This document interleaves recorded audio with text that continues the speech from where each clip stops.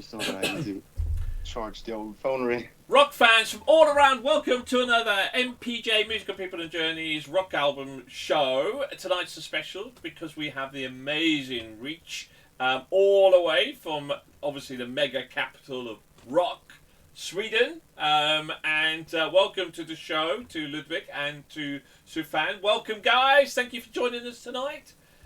Thank you for having us. Thank you for having us. And the kind words.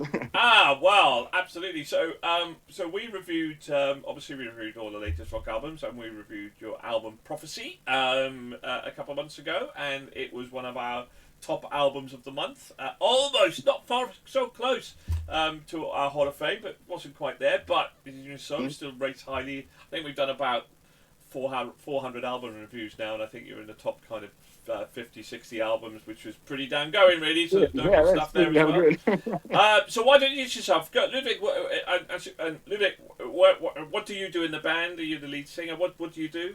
I mean, you got the lead singer looks, but you might not be the lead singer.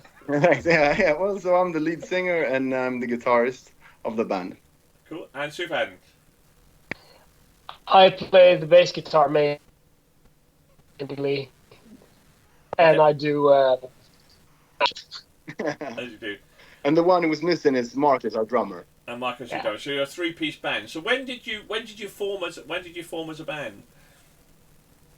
This band has been around for about well over 10 years, but reached as it is today. 2012? The three of us was like 12. Yeah, I think you and Marcus started 2012. Yeah. And then I joined maybe 2016. Yeah, when we became Reach was 2016, like as what it is today. So, for the people listening, how would you describe your music? How would you describe it? It's weird rock and roll, like rock and roll with a few twists and turns. In the same way that Queen is rock and roll, or like Rush is rock, or like Muse is rock, I guess. It's rock music with a few twists. Now, look, Sufan, you're definitely not Swedish, are you? I'm not detecting a Swedish accent there. So, are you Swedish? I know you live in Sweden. I am Swedish. Are you? Yes, I am. You don't sound Swedish. I've spent a lot of time in the UK. I used to have a band there, so I used to go back and forth, and I've done a lot of like gigs and stuff. So the accent has adapted in time as well. I thought I could detect a bit of a British accent there. I'm thinking, oh, maybe you're living abroad. A tiny bit. So where did you live? When you were in the UK, where did you live? London. All right. Like everyone else. Whereabouts? Yeah. Mainly Bounds Green. And then I had a few friends in Angel and places like that. So it was a lot of like Camden and that sort of area. Yeah. And Ludwig, born and bred and always lived in Sweden? I always lived in Sweden. Yeah, born and raised on this island, actually. So, yeah, like a Swedish hillbilly, as close as you can get, I guess. For the record, everybody, we were just talking a little bit as he was walking through the Swedish archipelago on a lovely summer's evening there in Sweden. Yeah. He has to make the most of it. They don't get a lot of long summers in Sweden, so... Exactly. Well, about 2 weeks more, then it's over. So, how did it all start then for you, Ludwig? I mean, were you always destined to become a singer? Was that something from your childhood that you always wanted to be and to do? Or is this something that's sort of come out of nowhere for you? I started out with drums when I was young. I grew up with a father who played music. He played the piano and at home all the time. So music was always around. And so to play with him, I started with the drums. I got my own kit, and then I got, wanted to do something else. I started playing guitar, and then I stuck with guitar. Like, that's my main instrument. And just before, like the album we released with 2016 around there when Sufjan joined us, that was the first one I sang on. So that's when I basically started singing sort of around that time. And a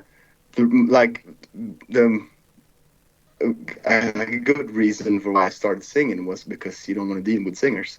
And Why ever not? Yeah, right.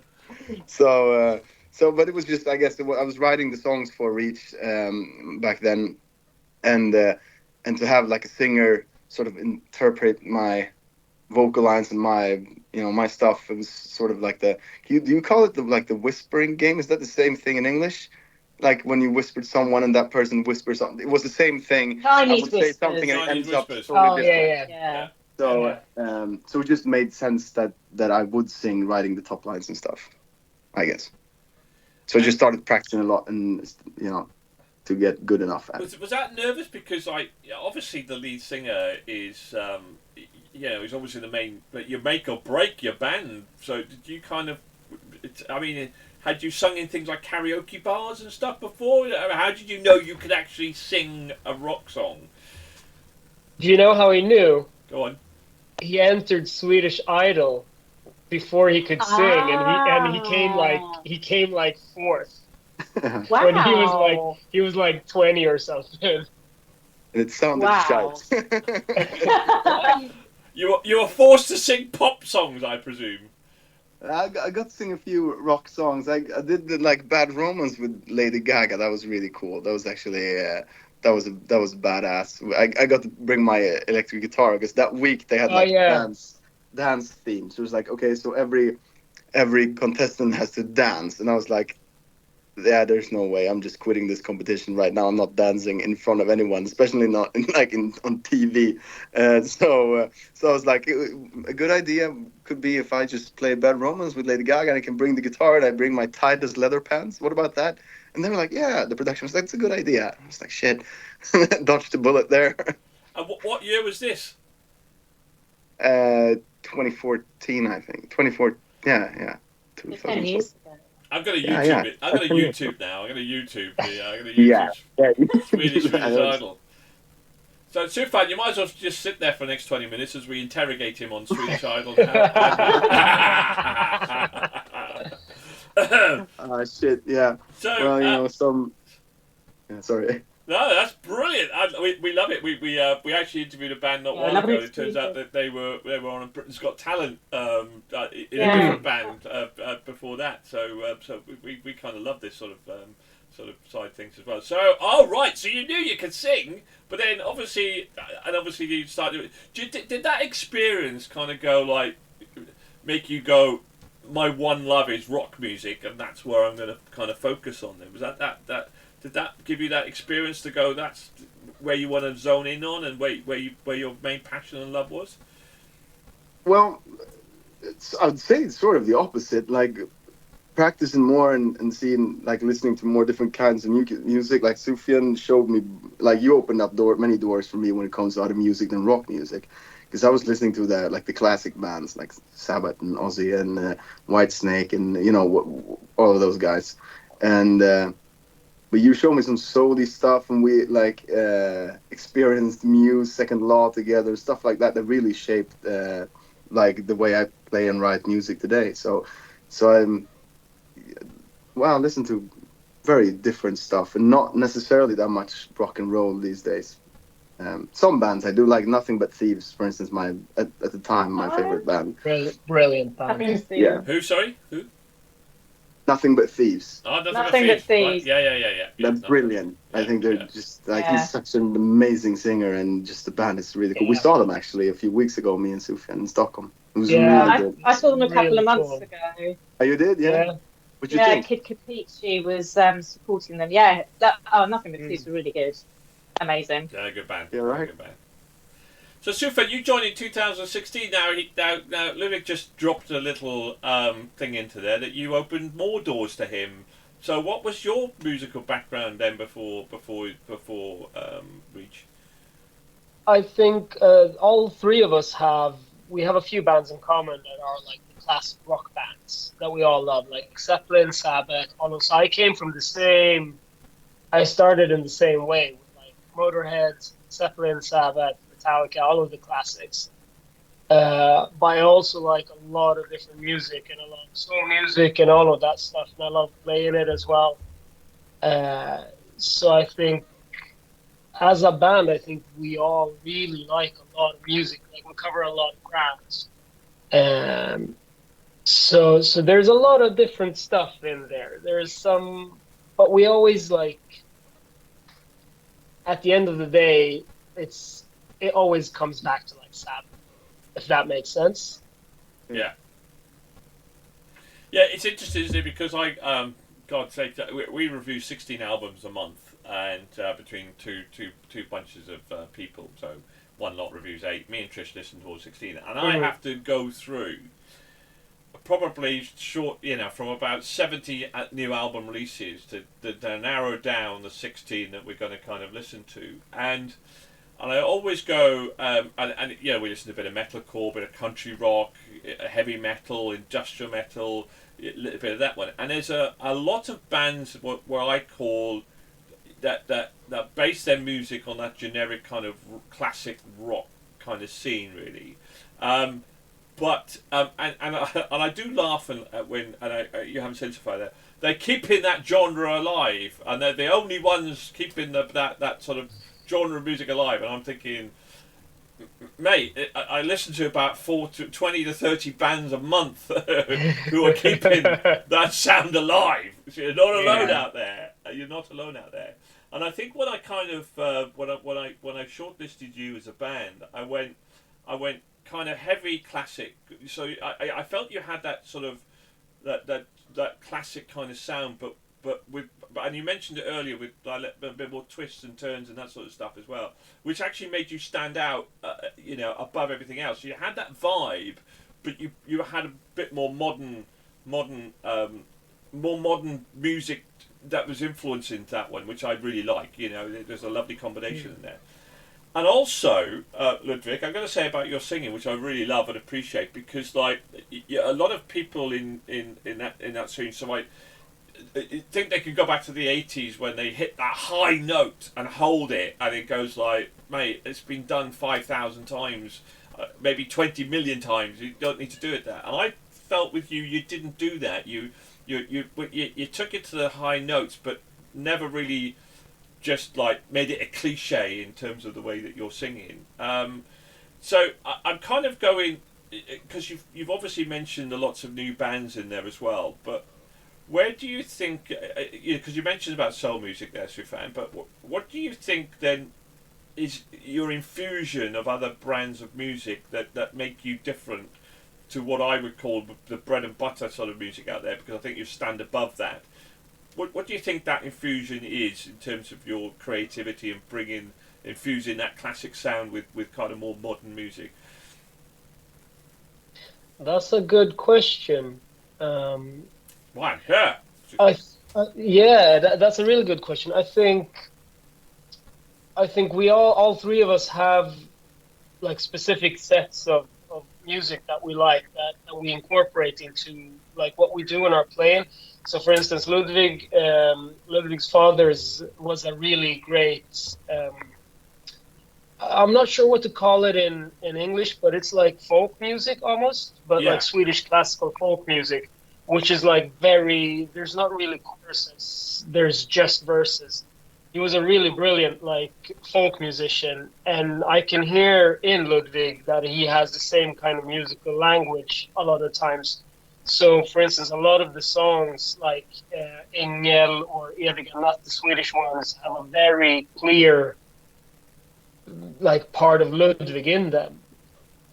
And for me, I always go back to like Stevie Wonder-esque type bass playing, or I always like incorporate ideas that I've heard, and Marcus loves country music and that kind of stuff. Yeah. So all of these little elements make it through the music. So I think that would be it. But then at the same time, we also love bands like one of the best bands ever is Queen. They could do anything, and like having that mindset where nothing's off limits, where Ludwig says it really well when you say like a weird song writes itself, because if you just go I will do whatever, then anything goes. Whatever you end up with might be cool, might not just be verse chorus solo chorus. Cool.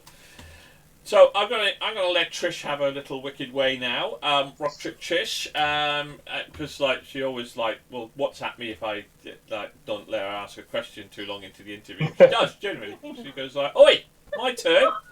So in our early days, she did. Anyway, I Trish, did, yes. ask a question.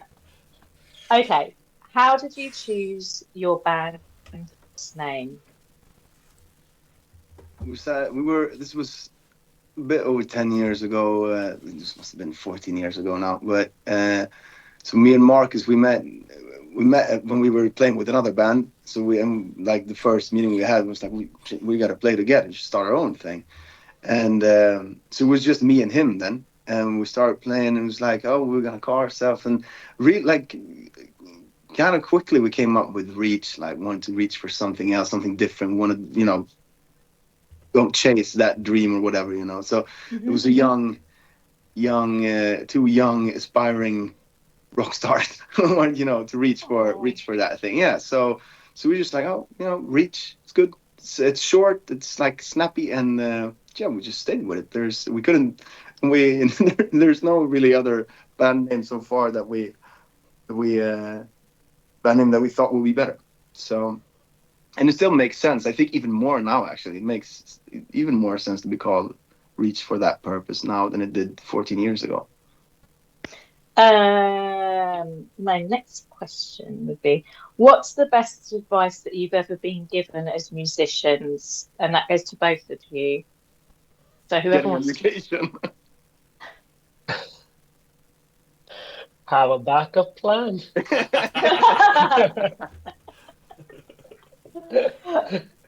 Which I don't, so you don't have a backup plan. I'm fucked. In one way or another, we are all fucked. Yeah. What for is me, it's your... just like I've got a lot. I had a lot of support. I still do. I have a lot of support from back home, and that means the world. Just like your parents, just telling you, supporting you if they can't. With it's not not every parent can support their kids who wants to be a musician by buying a guitar. It's expensive. But I was fortunate enough to have like parents that they could buy me a little drum kit but then just what do you say, like inspire me to keep playing. And it was easy because I had my dad was playing, so I could play with him and we could jam. And so but both my mother and father was like, they still are. My mother at least is like keep doing it. They're very supportive. They come to gigs, do what you want, do something that makes you happy, basically. And I think that goes for anything, really. Yeah, 100%, 100%. What is your favourite song on your latest album?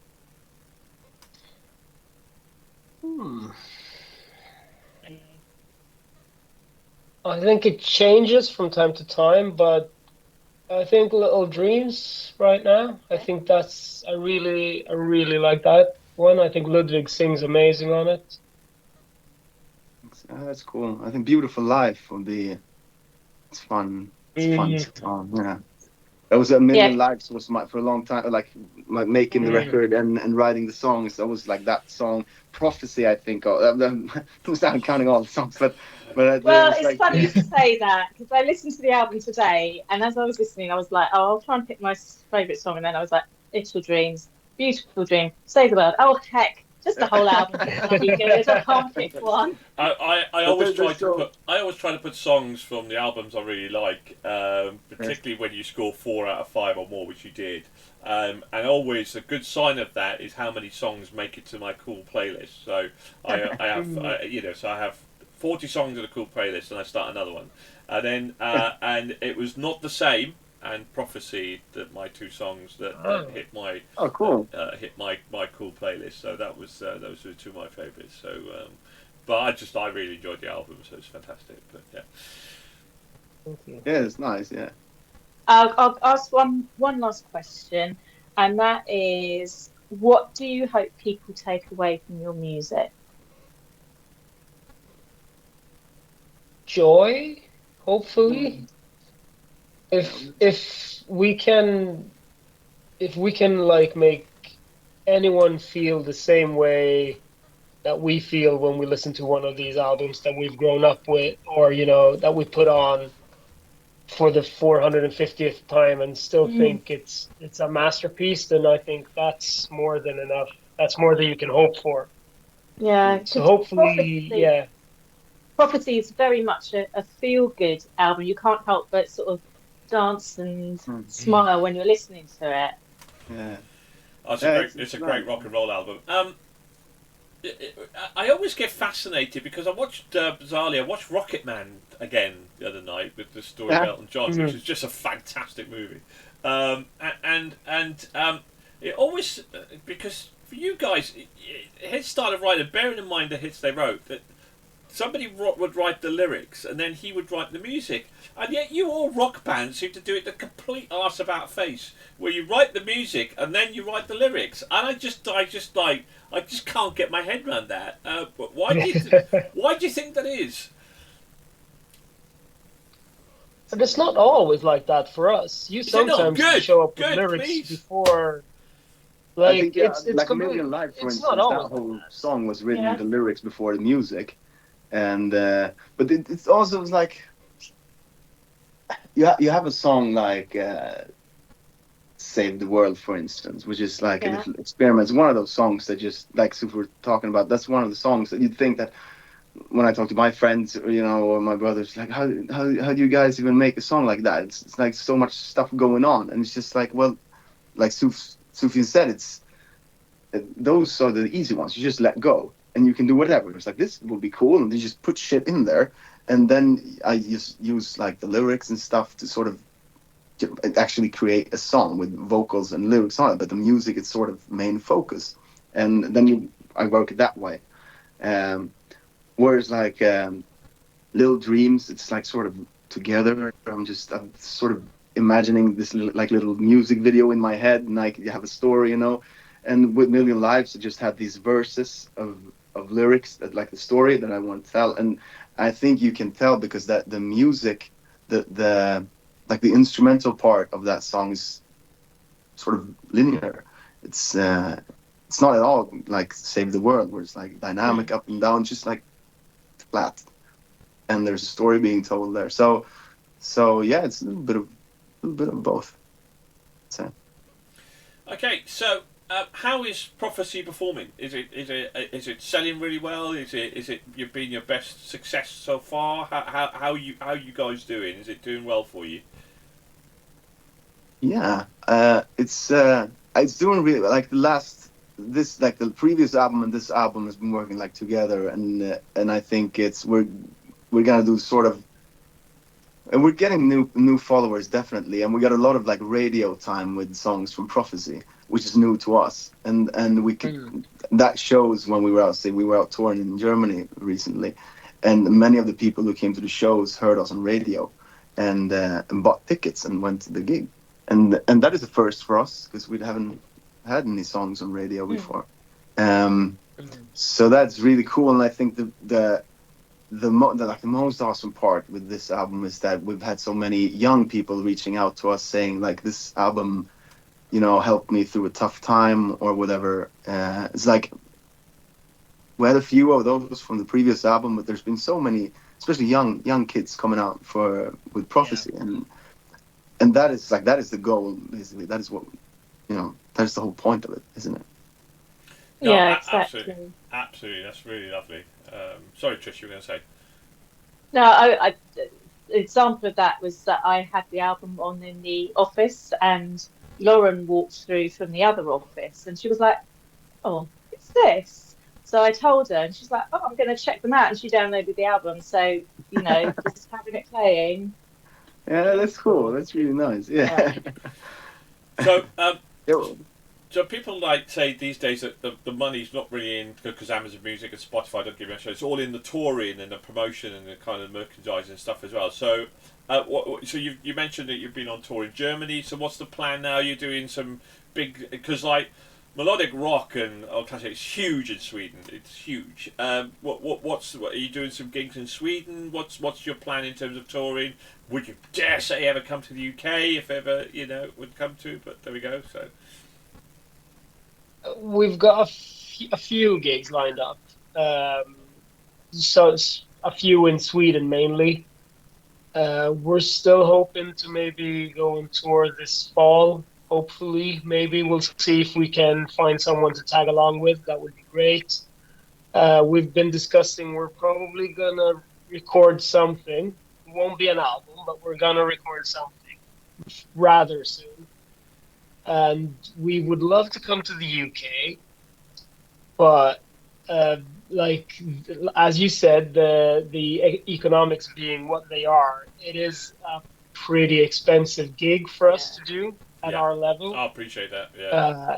So it's not what it used to be when you could just go over real quick and do a Thursday to a Sunday. Yeah. So we hope we can go there. If there are any bookers listening, then feel free to contact us with a deal, and we'll sort something out. Oh, it'd be well worth it. We'll be I'm gonna put my sales ad in for the band. So we're easygoing band, 3 members. We stay clean, and we're on time for anyone. We've had all our shots. Excellent. So you're looking at it seems to be every 2 years that people kind of at your level kind of produce another album. So I'm presuming it's going to be in another couple of years that you kind of produce that album. So go on. Got something in the pipeline. Haven't you got a release coming out tomorrow? A remix or something? Yeah, that is correct. Yeah, we're doing that's very well researched. Thank you.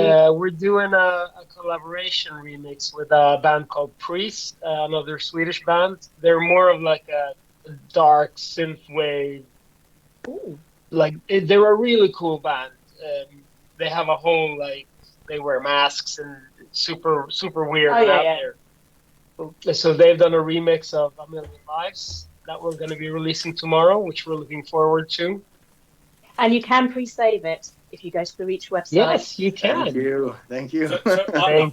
So when we say tomorrow, listeners, when we say tomorrow, because this might not be edited in time for tomorrow, that's Friday the 14th of June that'll be available for. Yes, but there we go. That is correct. So don't think if you listen to this in a few months' time. So if it's gone beyond Friday the 14th of June, it will already be. It's already out. There. Yeah. Okay, so what's influencing right now? What are you listening to? Because I like to find out, because we listen to a lot of new bands out there, and I get turned over. Wow, never heard of that before, and that's the first time I listened to those. So what are you listening to right now that's kind of new in the rock scene that you would go, check these guys out?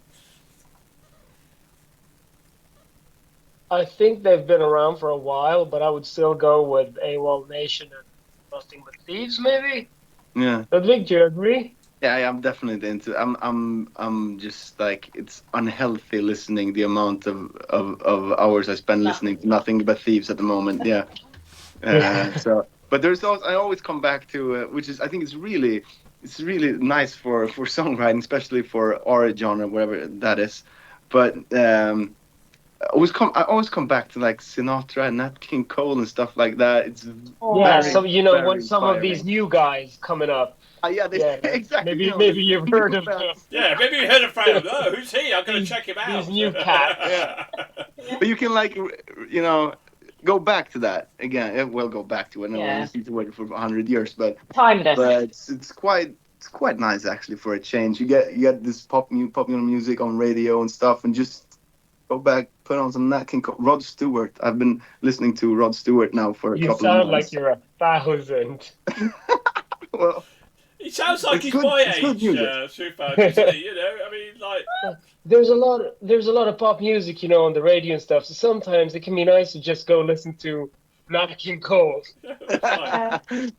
Well, Louis got an old soul, isn't he? He's got an old soul in his body, isn't he? Yeah, absolutely. So, well, listen, guys, it's been an absolutely amazing treat to talk to you. Same. And, likewise. we genuinely did love your album. I think Kaiser Chiefs nipped ahead of you because of the amount of fives they got or something. But it was that close. You know. I mean, Yeah. We'll get them next time. you get them next time. You scored the same amount as Kaiser You Chiefs. got a 5 from me. Absolutely right. You did. You got a 5. You did get a 5 from Trish. Well, there we go. So. Cheers, And Thanks, to be honest Trish. with you, with our group, some of our group can be really tough, but I think you've scored very consistently, which means that you actually ticked a lot of boxes across all, because we all like different tastes of music when it comes together. Yeah. So actually that you did super well. So but you are more in mine and Trish's sweet spot, which is great. So but there we go. Thank you very much, guys. But listen, it's been an absolute pleasure. We'd love to keep in touch, and please everybody listen to that. Check out a review of their album Prophecy. Reach us on our YouTube channel. Check them out. They are a brilliant band, and I can't wait to hear more of your stuff out there. But thank you very much for joining me tonight, guys. Goodbye to Sufa and goodbye to Ludwig, and thank you very much to my rock chick Trish. Bye-bye. Bye. Bye. Sweet stuff. Oh, Great. that was Thanks for such having us, guys. fun. Yeah, thank you. Oh, God.